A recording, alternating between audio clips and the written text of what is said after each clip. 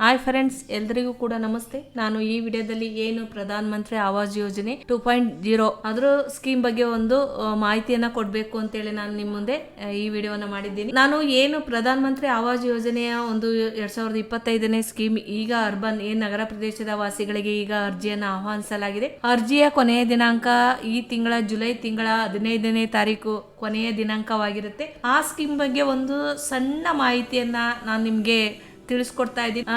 ಕೆಲವೊಬ್ಬರಿಗೆ ಗೊಂದಲಗಳಿರುತ್ತೆ, complete clear ಮಾಡಬೇಕು ಅಂತಾನೆ ನಾನು ಈ ವಿಡಿಯೋವನ್ನ ಮಾಡ್ತಾ ಇದ್ದೀನಿ. ಏನಪ್ಪ ಈ ಸ್ಕೀಮ್, ಏನು ಪ್ರಧಾನ ಮಂತ್ರಿ ಆವಾಸ್ ಯೋಜನೆಯ ಒಂದು ಸ್ಕೀಮ್ ಬಗ್ಗೆ ಒಂದು ಸಂಪೂರ್ಣವಾಗಿ ಮಾಹಿತಿಯನ್ನು ನಾನು ನಿಮಗೆ ತಿಳಿಸ್ಕೊಡ್ತಾ ಇದ್ದೀನಿ. ಹಾಗೆ ನೀವೇನಾದರೂ ನಮ್ಮ SV ಸೇವಾಟೆಕ್ ಯೂಟ್ಯೂಬ್ ಚಾನಲ್ನ ಸಬ್ಸ್ಕ್ರೈಬ್ ಮಾಡಿಲ್ಲ ಅಂದರೆ ಈಗಲೇ ಸಬ್ಸ್ಕ್ರೈಬ್ ಮಾಡಿ, ಪಕ್ಕದಲ್ಲಿ ಬರುವ ಬೆಲ್ ಬಟನನ್ನು ಕ್ಲಿಕ್ ಮಾಡಿ. ಏನಪ್ಪ ಈ ಸ್ಕೀಮ್, ನಾವೇನು ಆ ಸ್ಕೀಮಿನ ಒಂದು ಮೇನ್ ವೆಬ್ಸೈಟ್ಗೆ ಹೋಗೋದಾದರೆ ಇದು ಪ್ರಧಾನ ಮಂತ್ರಿ ಆವಾಸ್ ಯೋಜನೆ ಸ್ಕೀಮಿನ ಒಂದು ಮೇನ್ ವೆಬ್ಸೈಟ್ ಆಗಿರುತ್ತೆ. ಈ ಸ್ಕೀಮ್ ಅಲ್ಲಿ ನಾವು ಏನು ನಗರ ಪ್ರದೇಶದ ವಾಸಿಗಳಿಗೆ ಒಂದು ಅವ್ರು ಏನು ಕನಸನ್ನ ಕಟ್ಟಿರ್ತಾರೋ, ನಾವು ಈಗ ಮನೆಗಳನ್ನ ಮಾಡ್ಕೋಬೇಕು, ಅರ್ಜಿಯನ್ನ ಸಲ್ಲಿಸಬೇಕು ಪ್ರಧಾನ ಮಂತ್ರಿ ಆವಾಸ್ ಯೋಜನೆ ಸ್ಕೀಮಲ್ಲಿ ಅಂತ ಏನು ಕಾಯ್ತಾ ಇರ್ತಾರೋ ಅವರಿಗೆ ಈಗ ಒಂದು ಸುವರ್ಣ ಅವಕಾಶ ಅನ್ಕೋಬಹುದು.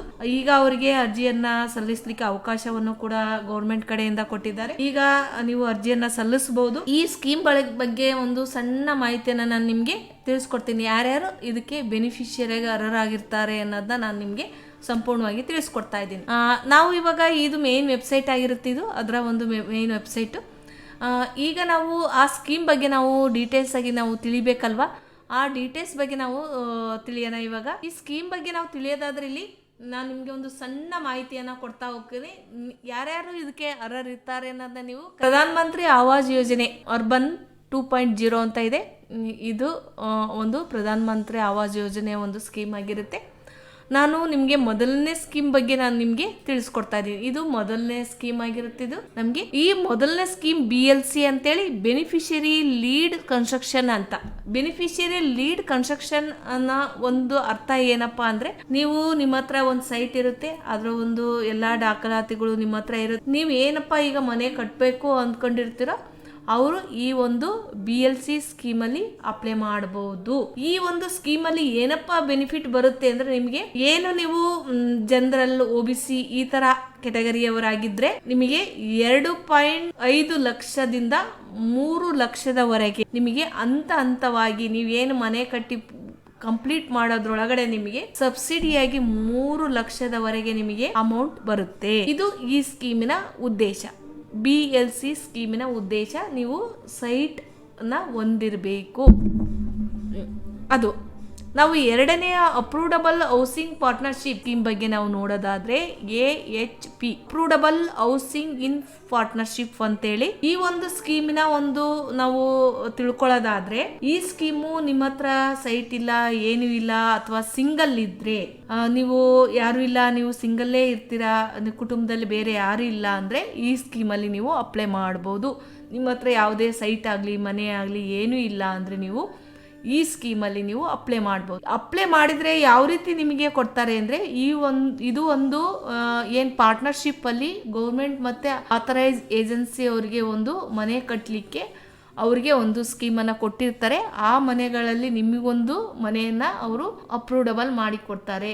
ಇಂತಿಷ್ಟು ಅಮೌಂಟನ್ನು ಕಟ್ಸ್ಕೊಂಡು ನಿಮಗೆ ಆ ಮನೆಯನ್ನು ಅಪ್ರೂವಬಲ್ ಮಾಡಿ ನಿಮ್ಮ ಹೆಸರಿಗೆ ಅವರು ಕೊಡ್ತಾರೆ ಏಜೆನ್ಸಿಯ ಮುಖಾಂತರ. ಅಪ್ರೂವಬಲ್ ಹೌಸಿಂಗ್ ಪಾರ್ಟ್ನರ್ಶಿಪ್ ಅಂತೇಳಿ ಇದು ಪ್ರೋಗ್ರಾಮ್.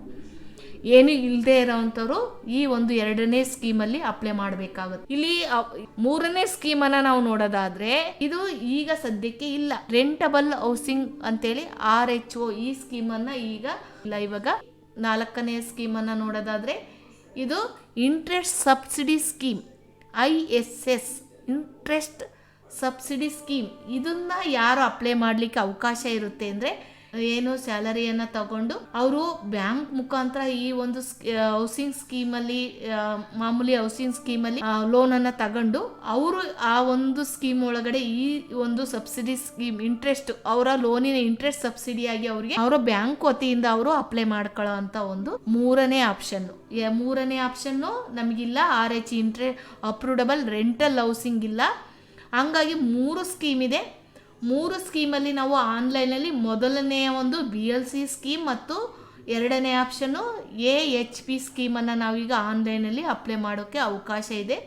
ನಾವು ಕೊನೆಯ ಸ್ಕೀಮನ್ನು ಇಂಟ್ರೆಸ್ಟ್ ಸಬ್ಸಿಡಿ ಸ್ಕೀಮನ್ನು ಬ್ಯಾಂಕ್ ವತಿಯಿಂದ ಅವರು ಬ್ಯಾಂಕ್ ಮುಖಾಂತರ ಅವರು ತಗೊಳ್ಳಿಕ್ಕೆ ಅವಕಾಶ ಇದೆ. ಬಿಸ್ನೆಸ್ ಮೆನ್ ಆಗಲಿ ಅಥವಾ ಏನು ಸ್ಯಾಲರಿಯನ್ನು ತಗೊಳ್ತಾರೋ ಅವರು ಆ ಒಂದು ಏನು ಮನೆಗಳಿಗೆ ಏನು ಲೋನನ್ನು ತಗೊಳ್ತಾರೋ ಅದ್ರ ಮುಖಾಂತರ ಅವರು ಬ್ಯಾಂಕ್ ವತಿಯಿಂದ ಆ ಸ್ಕೀಮನ್ನು ಅಪ್ಲೈ ಮಾಡಿ ಆ ಒಂದು ಇಂಟ್ರೆಸ್ಟ್ ಅವರ ಲೋನಿಗೆ ಇಂಟ್ರೆಸ್ಟ್ ಸ್ಕೀಮನ್ನು ಅವರು ಸಬ್ಸಿಡಿಯಾಗಿ ಕೊಡ್ತಾರೆ. ಈ ಒಂದು 3 ಸ್ಕೀಮಲ್ಲಿ ನಾವು ಮೊದಲನೇ 2 ಸ್ಕೀಮನ್ನು ಅಪ್ಲೈ ಮಾಡಲಿಕ್ಕೆ ಅವಕಾಶ ಇದೆ.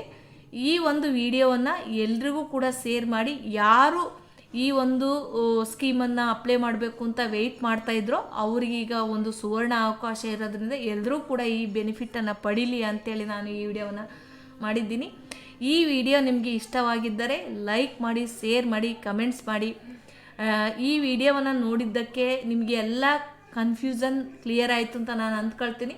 ಮೊದಲನೇ ಸ್ಕೀಮ್ BLC ಸೈಟ್ ಅಥವಾ ನಿಮ್ಮ ಒಂದು ಜಾಗವನ್ನು ಹೊಂದಿದ್ರೆ ಆ ಸ್ಕೀಮಲ್ಲಿ ನೀವು ಅಪ್ಲೈ ಮಾಡಿ. ನೀವು ಆಮೇಲೆ ಎರಡನೇ ಸ್ಕೀಮ್ ಏನು ನೀವು ಏನೂ ಇಲ್ಲ ಅಂತ ಇದ್ದರೆ ನೀವು ಆ ಸ್ಕೀಮಲ್ಲಿ ಅಪ್ಲೈ ಮಾಡಿ. ಏನು ಮತ್ತೆ ನೀವು ಸಿಂಗಲ್ ಇರ್ತೀರಾ, ಸಿಂಗಲ್ ಅಲ್ಲಿ ರೇಷನ್ ಕಾರ್ಡ್ ಸಿಂಗಲ್ ಇರುತ್ತೆ, ಒಬ್ಬರೇ ಇರ್ತಾರೆ, ಯಾರೂ ಇಲ್ಲ, ಮಕ್ಕಳಿಲ್ಲ, ಬೇರೆ ಯಾರೂ ಇಲ್ಲ ಅಂದ್ರೂ ಕೂಡ ಒಂದು ಎರಡನೇ ಆಪ್ಷನಲ್ಲಿ ನಾವು ಆಯ್ಕೆ ಮಾಡಲಿಕ್ಕೆ ಅವಕಾಶ ಇದೆ. ಹಾಗೆ ನೀವು ಡಾಕ್ಯುಮೆಂಟ್ಸ್ ಬಗ್ಗೆ ನೀವು ತಿಳ್ಕೊಳ್ಳೋದಾದರೆ ನಾನು ನಿಮ್ಗೆ ಅದನ್ನು ಕೂಡ ನಾನಿಲ್ಲಿ ತಿಳಿಸ್ಕೊಡ್ತಾ ಇದ್ದೀನಿ.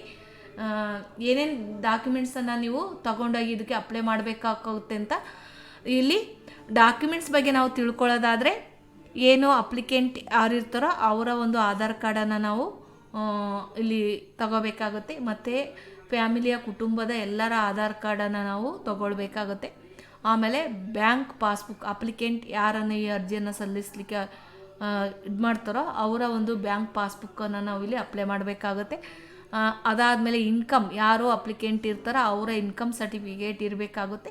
ಮತ್ತು ನೀವೇನಾದ್ರು BLC ಸ್ಕೀಮಲ್ಲಿ ನಿಮ್ಮ ಒಂದು ಸೈಟ್ ಇದ್ದರೆ ಆ ಒಂದು ಸೈಟಿನ ಒಂದು ಡಾಕ್ಯುಮೆಂಟ್ಸು, ಈ ಸ್ವತ್ತಿದ್ರೆ ಈ ಸ್ವತ್ತು ಅಥವಾ ರಿಜಿಸ್ಟ್ರೇಷನ್ ಪತ್ರ ಇದ್ದರೆ ಆ ಪತ್ರನ ನೀವು ಇಲ್ಲಿ ತಗೊಂಡೋಗ್ಬೇಕಾಗುತ್ತೆ. ನೀವು ಏನೂ ಇಲ್ಲ ಅಂದರೆ AHPಯಲ್ಲಿ ನೀವು ಅಪ್ಲೈ ಮಾಡ್ತೀನಿ ಅಂದರೆ ಡಾಕ್ಯುಮೆಂಟ್ಸ್ ಉಳಿದು ಏನು ಸೈಟಿನ ಪತ್ರವನ್ನು ಬಿಟ್ಟು ಉಳಿದೆಲ್ಲ ಡಾಕ್ಯುಮೆಂಟ್ಸ್ಗಳು ಬೇಕಾಗುತ್ತೆ. ಹಾಗಾಗಿ ಈಗಲೇ ನೀವು ಅರ್ಜಿಯನ್ನು ಸಲ್ಲಿಸಿ ಸುವರ್ಣಾವಕಾಶವನ್ನು ಕಳೆದುಕೊಳ್ಳಬೇಡಿ. ಕೊನೆಯ ದಿನಾಂಕ 15/7/2025. ಹಾಗಾಗಿ ತಕ್ಷಣ ಈಗನೇ ಅರ್ಜಿಯನ್ನು ಸಲ್ಲಿಸಲಿ ಅಂತ ನಾನು ಈ ವಿಡಿಯೋವನ್ನು ಮಾಡಿದ್ದೀನಿ. ನನ್ನ ವಿಡಿಯೋ ನೋಡಿದ್ದಕ್ಕೆ ಥ್ಯಾಂಕ್ ಯು ಫಾರ್ ವಾಚಿಂಗ್. ಧನ್ಯವಾದಗಳು.